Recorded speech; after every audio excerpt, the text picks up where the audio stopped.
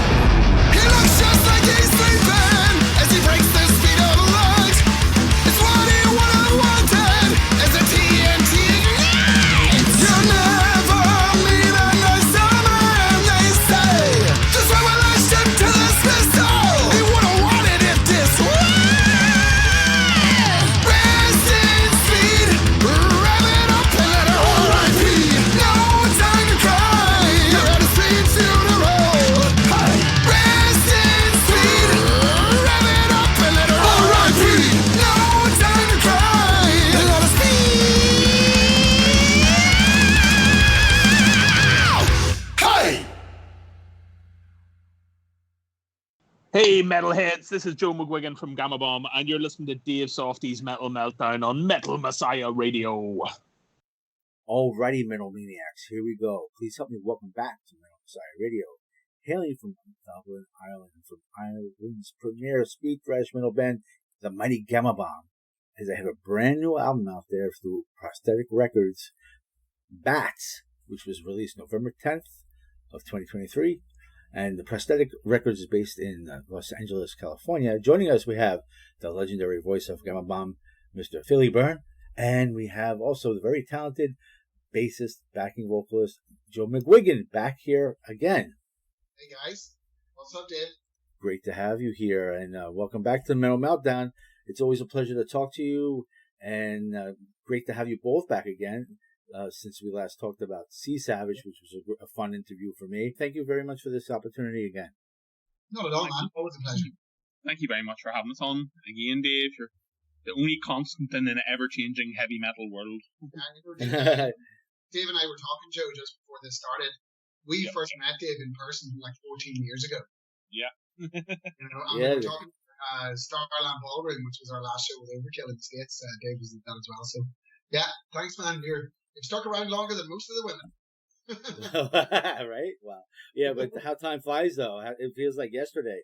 I was actually having a flashback to when we first met, the face-to-face interview for I think it was Tales, right? And Tales from the Grave in Space. And I remember you gave that album away on, was it MySpace at the time or was it Facebook? I don't remember, but I think you're still giving that music away. Yeah, that album is actually still available for free.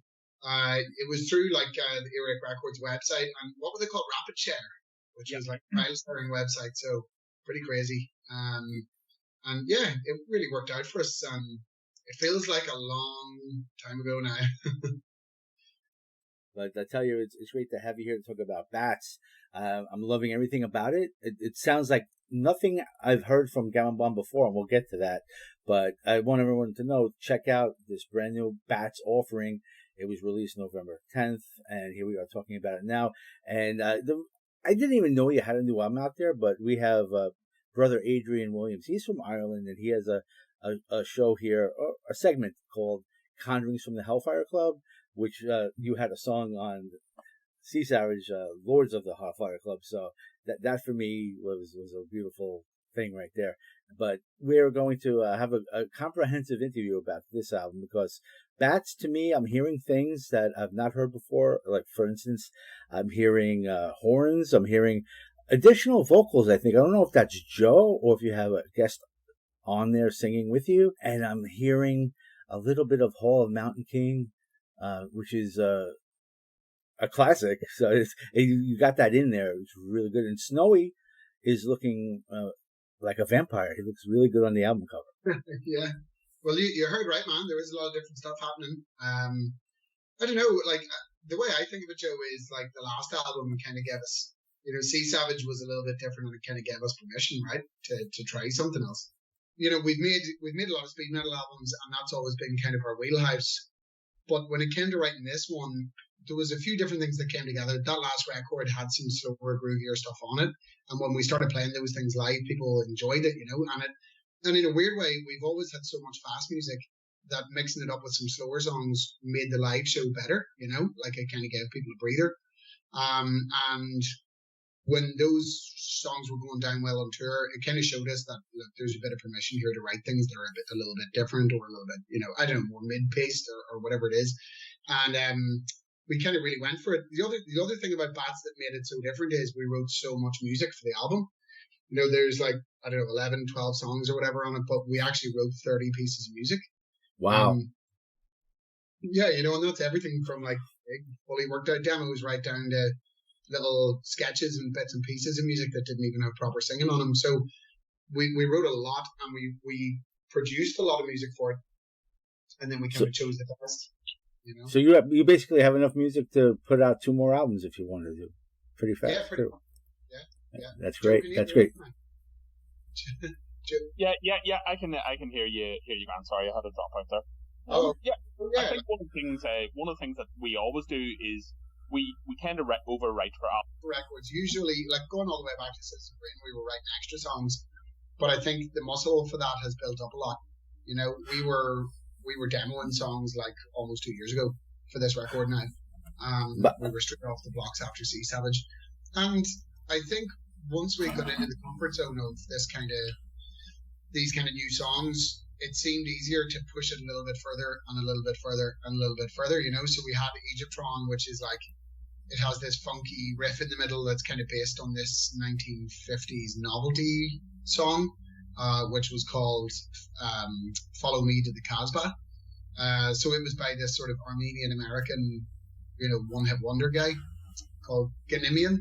And we copied that riff, and once we had that riff, we were like, okay, well, what do you do with a riff like this? What goes over this? And we were like, well, it should be a rap, right? And we were like, well, it should be the Egyptian Lover. So we contacted the Egyptian Lover, who's a legendary hip hop artist, and he said, yeah, So as I say, things just got pushed little by little. There was no big master plan to make a really weird record, but I think it kind of came out that way, and I'm very happy with that. What I find very amazing is that you've been around for, I guess it's close to 20 years now, and you have all these fresh ideas, and you went to the studio with 30 songs. I mean, that I find that, I believe you, but it's amazing. I find that hard to believe, actually. Yeah. Well, it's that kind of situation where we can't believe it either. Joe was saying the other night, he was like, we're in a really good place with the band. Really hope it keeps going this way.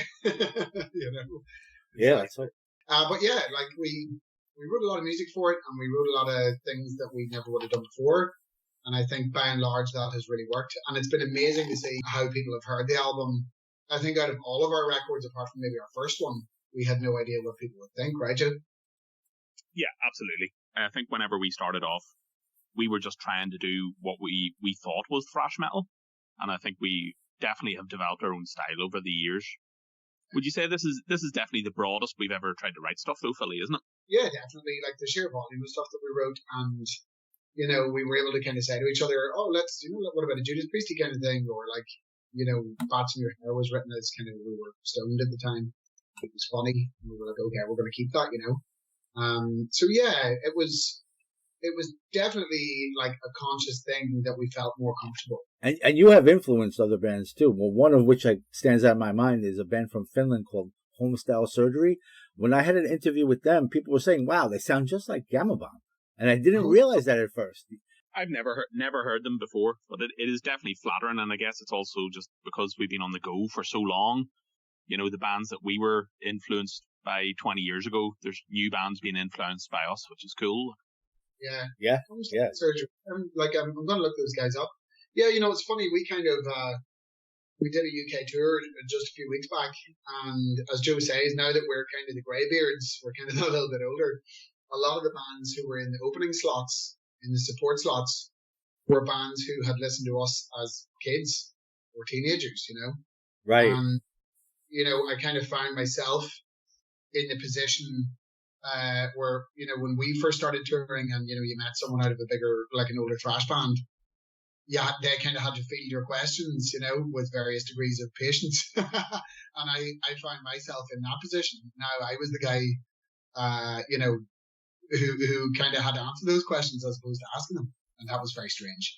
But it's very flattering, you know, and it's amazing to think that this, you know, this thing we've been doing as an excuse to get free beer can actually have an effect on someone's life, you know? That's pretty amazing. That is true. Let's get back to Bats, though. I was looking on Metal Archives, and from what they're saying there, this actually was recorded in 4 different locations? That's right. Yeah, that's right. Newry, Ireland, Dublin, Ireland, London, England, and Warsaw, Poland for the drums. What was that experience like? How did you get this all together like that? Yeah, so that came about because we, for a long time, didn't live in the same city as each other, you know? Okay. I lived in London for a very long time. JR, our guitar player, lives in London now. And we, during those years, or going way back to like 2013, we wanted to keep the band going despite not living together. So we started using things like, you know, using Dropbox or using file sharing to kind of send each other the music. And we used that a lot with producing all the albums we've made in the last 10 years. And Domo also, as we made records, took on more and more responsibility in terms of production. So, you know, he would help out our producer, Scott, with, you know, getting the guitars done, or, you know, he would help tracking the bass, or we would do vocal pickups. So we kind of had these two things come together. When COVID kicked off back in 2020, we had all the electronics basically that we would need to record separately. And we had sort of the know-how to produce a record for ourselves. So we did see Savage totally remote. The only two of us who met was me and Joe at the very end for Joe to record some vocals. So on this album, it was a continuation of a thing we've been doing for a long time. You know, we weren't in the room really together at all while making this record. I don't think we were at all, Joe, were we? We were in the same room when we did some songwriting to make the record. But apart from that, no, it was generally done remotely. And part of the reason I think it worked is because we'd made so many records in studios. Like, we knew how to make thrash albums very, very well at the time we made this one. So hats really have to go off to Domo. He put in such a really, really, really Trojan amount of work to do this record, you know? Yeah, and he's a very, you know, fastidious producer. He's very detail-focused. I mean, some pretty hard days' work with Domo, you know? Like you were saying earlier, Dave, you noticed that there was a lot of singing on the album. And yes. There really was. There's more backing vocals. There's more double tracking vocals. There's more harmonies. There's more, you know, in the choruses, there can be 8 voices singing on some of these tracks. The song Rusted Gold, I did 300 takes of vocals to get that song, you know? Wow. Yeah, so Domo was a taskmaster, you know, but it's always to the correct ends. He's exacting, and I don't know, it must be like working on that line or something. He has this idea in his head of what he's going to get, and you've got to go to work. You really have to strap up and work with him on it. So yeah, it was great. Like it really, like the album made me a better singer. It's one of those things, in my opinion, that with guitars, things are either in tune or in time, and with vocals, it's so different. You really need someone there to like inspire you in a rocky type way to sing. Really, don't you feel like?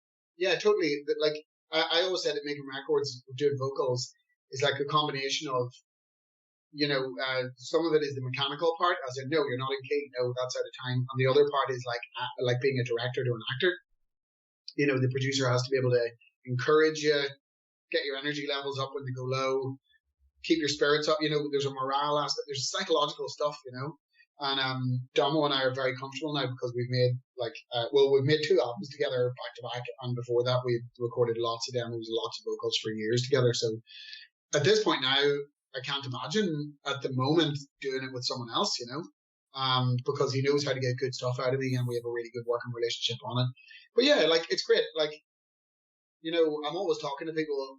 Like, being creative is really, really cool. It's a really cool thing to do. But almost the best part of being creative is the work that's involved in it, like working really hard on something that you're making with people that you respect and like doing it with, and learning stuff from it and getting better at it. Like, that's really cool. It must be what athletes feel like or something, but I wouldn't know about that because I'm in a heavy metal band. This is true. But I also have to say, having horns with Gamma Bomb in the song Bats in Your Hair, I never expected that, but it sounds great. The horns thing came about. We got together, like Joe mentioned, we got together to write music in a room, and we did that on purpose because we wanted to make sure it wasn't a totally sterile, remote experience, And when we got together at Domo's house, we got pretty high, and we're messing around with the guitars and stuff, and like just all sort of riffs out and sort of writing stupid riffs on purpose. And that song came from that. And we had this big ridiculous outro. I threw in the riff of the outro, and we were like ad-libbing over the top and singing like a weird Europe or Journey style ballad ending, like a big outro with all like "ooh girl" vocals, and we thought that was really funny. But as we got closer and closer to finalizing the album, we were like, well, we can't do the weird Europe thing, that's too hair metal or something, it doesn't make any sense. Right. And we were like, well, we should put a saxophone solo there, So we reached out to a friend of ours, Gavin, Kerins, and he came and he laid down this absolutely wicked sax solo. We came and did it all in like 1 hour, Domo studio, and I'm delighted with it. I think it's really cool. And of course, as I say, apart from our first record, this is probably the album where we have had the least idea what people would think of it. And I think the saxophone solo is one of those things you would never have heard on a Gamma Bomb record before. Exactly. And the fact that, the nicest thing people have said about that is, it's totally weird and different, but it still sounds exactly like Gamma Bomb. And I think that is a really great compliment, because it means we didn't impersonate someone else. And I think that's the risk. Right, and even in Living Dead in Beverly Hills, you have that little part of the Mountain King. It works in there too. Yeah, it does. Yeah, and like that was JR. He came up with this amazing solo. I love the like atonal weird. There's a weird like big crazy Kerry King thing in the solo too.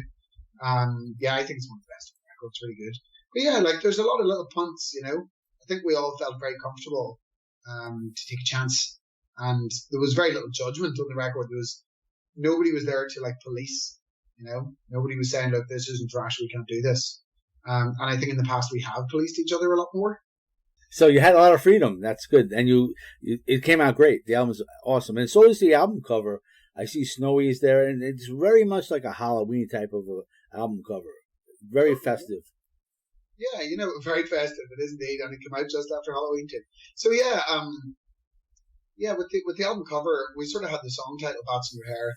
As I say, it kind of became our weird mascot of a song because it was such an unusual piece of music. And whenever we got to making the album, we were like, well, if Bats in Your Hair is going to go on the album, that's so weird. And we sort of thought, well, maybe we should call the album Bats in Your Hair. We called the last record Sea Savage. Sea Savage was a song on that record. And we initially were going to call it that. So we sort of come up with this little sketch, this little idea that it would be like a lady and bats would be flying into her hair, right? And we sent it to Graham Humphreys, who is a legend, who we've been very lucky to work with on a few records now. And when Graham came back with it, it just looked so 1960s and, you know, like a Hammer Horror movie poster, which is exactly what Graham's speciality is. So, yeah, it was really cool. And we changed the album title to be Bats because it just felt more iconic, you know, off the back of that. But Graham is a master. He's the guy who did A Nightmare on Elm Street, and he did Evil Dead, you know, all those really famous posters. Yeah, man, he did like some really amazing stuff, and still does. And we're very lucky now. This is the fourth record we've done with him. I almost can't believe I'm saying this, but the guy who does Nightmare on Elm Street does our album covers. That is so cool, you know. Like, as a bunch of little nerds, it's great. That's a very metal story, and I believe that Bats is available in digital, CD, and vinyl. It is indeed, yeah, and it's available in a few different colors. And there's an exclusive gold color in our European merch store. We're going to try to ship some over to America too, so hold tight, American people. But yeah, like it's wicked. We worked with Roche McGuigan, who is Joe's older brother. Rory has been like an art director and creative director for the band since we first started, and Rory always designs our inlays and our booklets and, you know, things like that. And he did an amazing job on the inlay. We always try to make sure that if someone is going to spend their money on a record, that they really get their money's worth. You know, if you're going to buy a CD or a vinyl, we want to make sure the inlay is amazing. You know, if you're going to part with money for it, so we're hopeful. We're hopeful that people will appreciate that. You know. So, would you say the Bandcamp page is the best place for fans to get either the digital copy or order the CD or vinyl, or do you have a better link for us to tell the people? Yeah, the Bandcamp is the record label's main thing. Yeah. In terms of the vinyl and stuff, you can buy it all on there. The exclusive gold, what we're calling rusted gold vinyl, is only available on our EU merch store, No Merch. But yeah, like you can find lots of music, lots of our music digital and vinyl and CD on our Bandcamp. Yeah. Bandcamp, and you have your GAMA BOMB Linktree. They can find a lot of information from that as well. That's right, yeah. Like our Linktree, which is linktree/GAMA BOMB, has everything. It's got like concert tickets. It's got, you know, merch, downloadable stuff. You can actually still get the Tales from the Grave and Space album on there, you know. So yeah, tons of stuff. Any new stuff we do and any charitable things that we do are all on there too. So, you know, we try to keep on top of the old marketing game, Dave, you know. Yeah, I noticed you have a UNICEF Gaza Appeal T-shirt available too. We do, yeah, and you know, we've always, well, especially over the last couple of years, we've always tried to do charitable things. And earlier this year, it was last year, Joe, wasn't it, that we did the tea for Ukraine? Absolutely, yeah. Yeah, so it's something that is kind of always been important to the band, to be able to speak our minds about this kind of thing, you know. And like, I suppose, particularly this year, these two things kind of really, we wanted to see if we could do something about it, didn't we, Phil? Yeah, well, yeah, I think in a weird way doing the Gaza tea, although culturally as Irish people, there's obviously a lot of consciousness, especially where we grew up in Northern Ireland, there's the Civil War and stuff. There's a lot of consciousness in Ireland around Gaza and Palestine. And I think sometimes here in Ireland, that can be a lack of sympathy for Israeli people, you know, that can kind of come with it, Joe, you know. I noticed that. But like that's never really our position on it. So like, you know, when that terrorist attack happened and that was absolutely horrific in Israel, you know, we were astonished and horrified by that. And then when you see what happened in Gaza after, the effect that it had on such a large number of civilians and children was kind of the scariest thing about it. And the fact that it's ongoing, it just keeps happening, and there's like over 4,000 children being killed. So with UNICEF, you know, they're someone we've done stuff for in the past. As I said, we did the Ukraine t-shirt for them.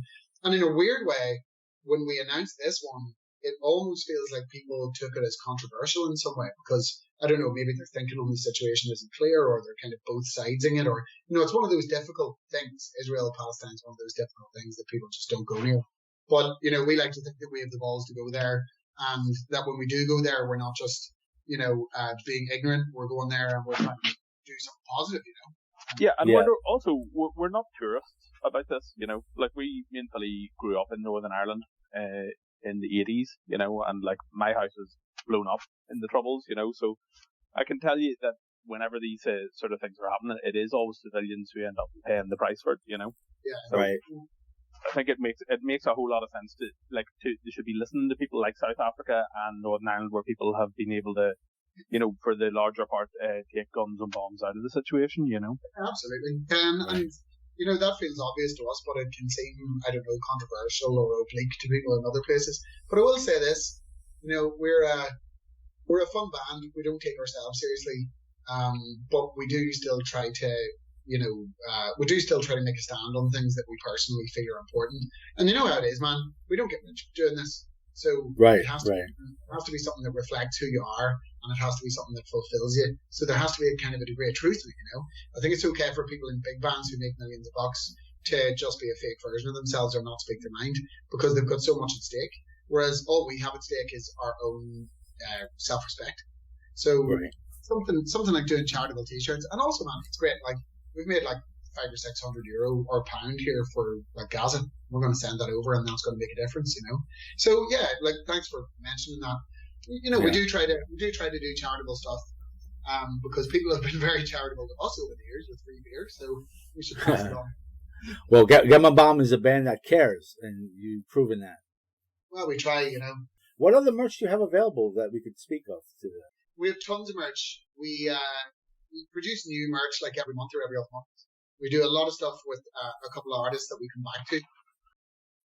So like with the band, you know, we've always been very lucky. Our logo was very recognizable. We've always had an eye on the kind of design side of things. And I think in a lot of heavy metal, that's kind of, you know, bands forget about that. Or maybe they don't care about that and just care about the music.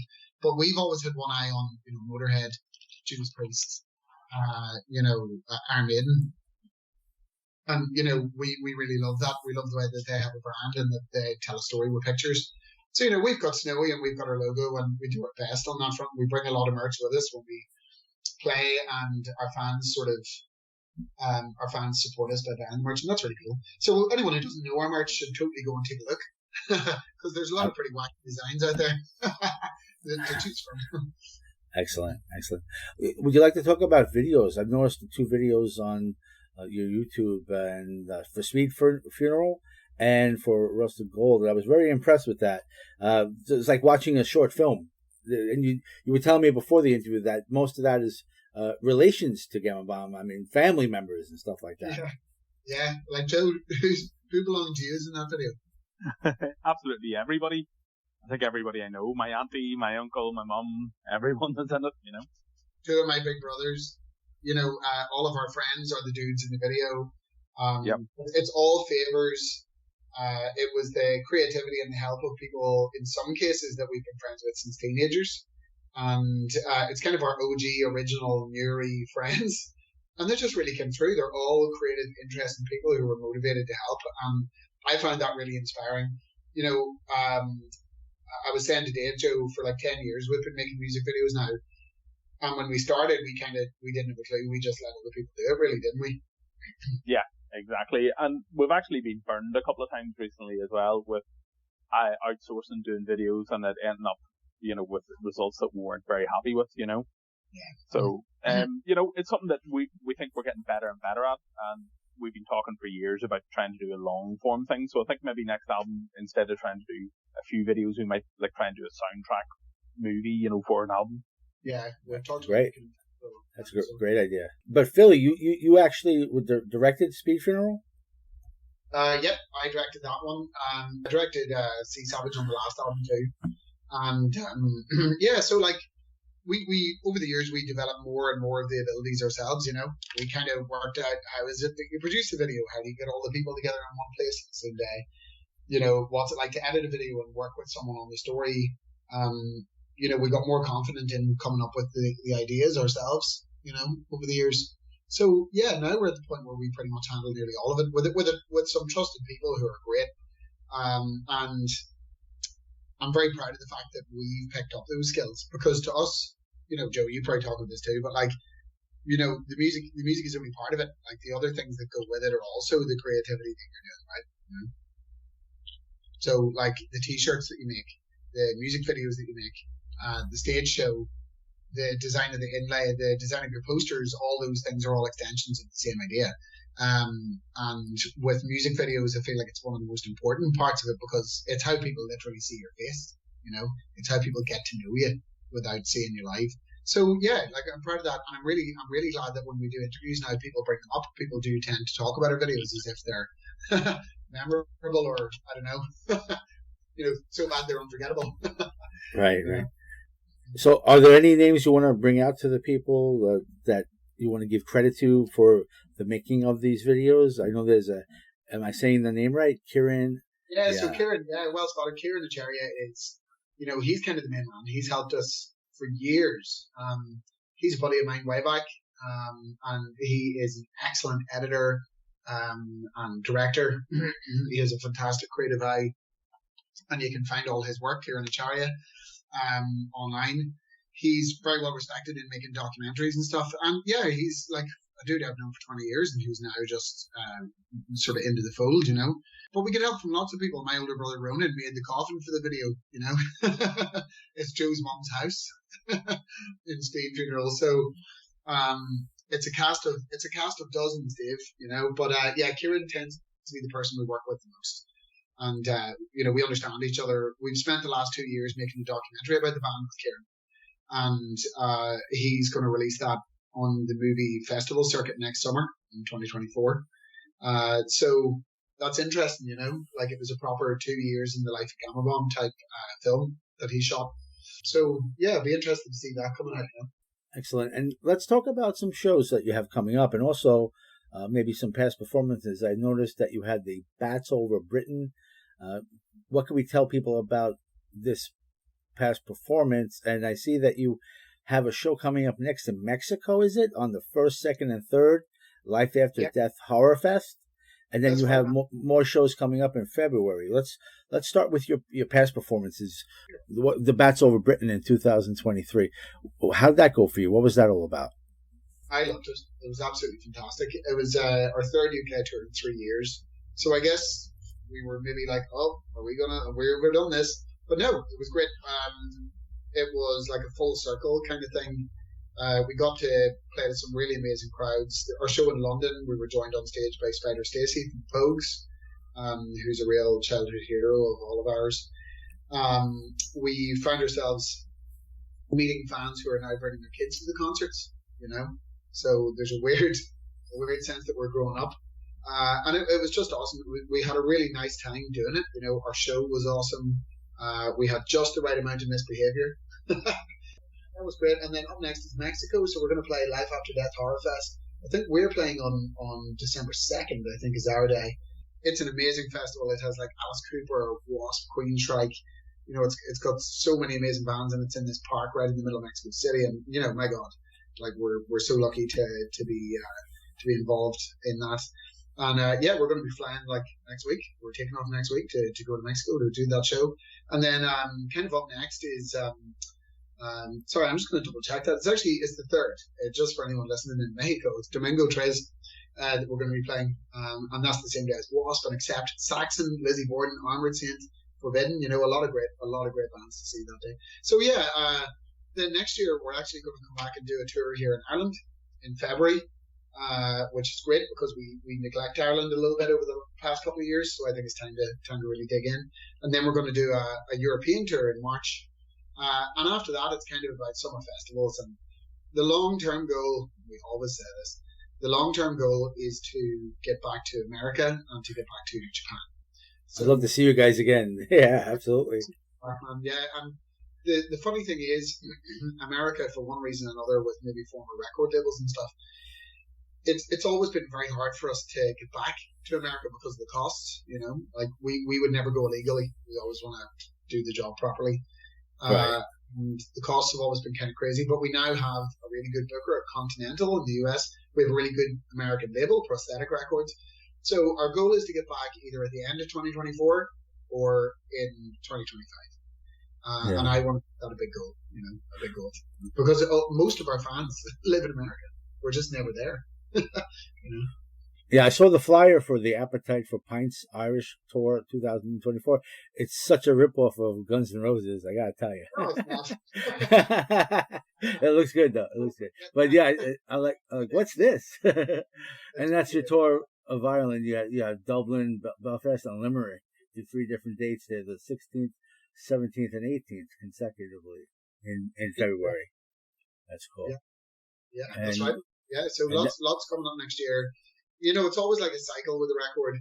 You spend a long time producing it and babysitting it and, you know, getting its clothes on. And then when it comes out, that's when you get to go and actually have a lot of the fun of touring and traveling and, you know, meeting people, playing shows. So we're excited to do that, you know, get some free holidays next year, you know. Yeah. And then March, you have the Bats Over Europe. You have a special guest, Reset, with you for 8 shows.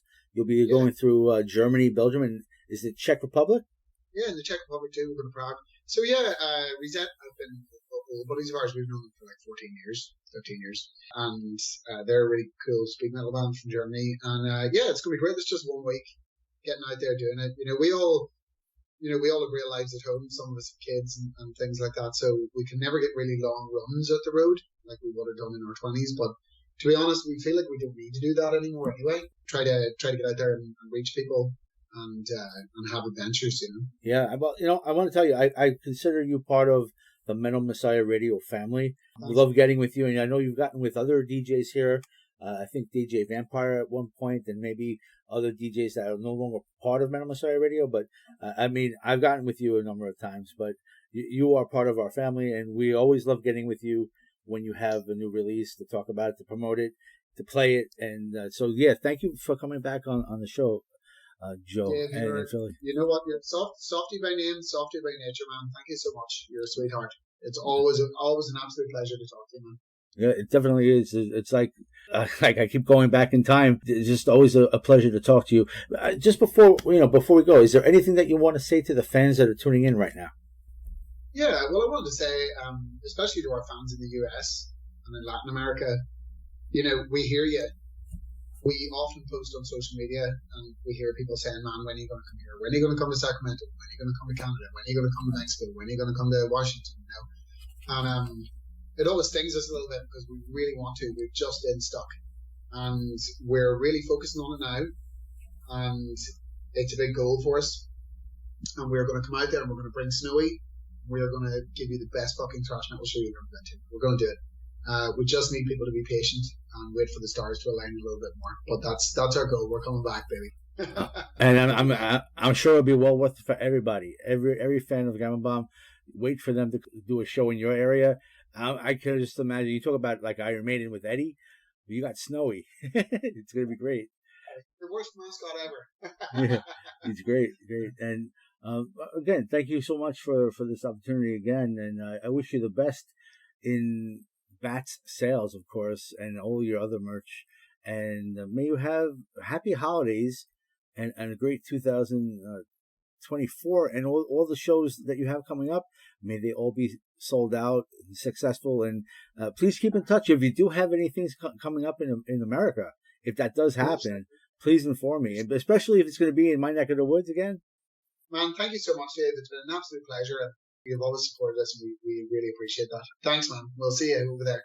I will always support you. All right, Metal Maniacs, let's go hear more great music from Bats.